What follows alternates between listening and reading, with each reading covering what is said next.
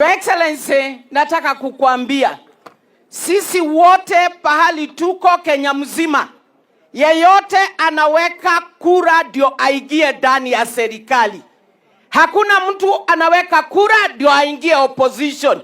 Kwa hivyo watu wawache kutudanganya ati wao hawangependa kuwa ndani ya serikali. Najua umetukanwa. Kama mimi kwangu Sande, kuna wale walishinda huko. Na Your Excellency, kwa sababu wanakutakia mazuri, walisema mimi na Betty tukue watu wako, tukuje Sugoi ndio tuwe tunakupikia. Jamani, huyo si mtu anakutakia mazuri. Si hawa mama wametosha?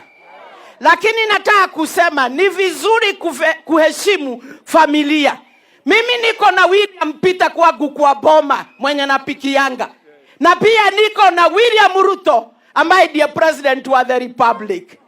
Saa hii tumekuja hapa juu ya maendeleo.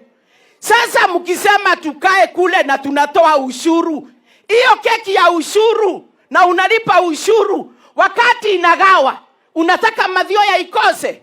So Mugo akae ndani ya serikali asikae. Wamaua akae ndani ya serikali asikae. Betty akae asikae.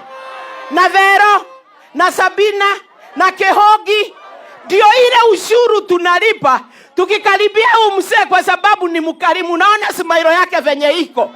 Hebu niambie, tukikataa kukaa karibu na yeye, basi ushuru wenu utaenda wapi? So Your Excellency, wa mama na viongozi wote wa Murang'a, tuko na wewe, na ninajua kesho uko Maragwa, umekaribishwa. Karibu sana.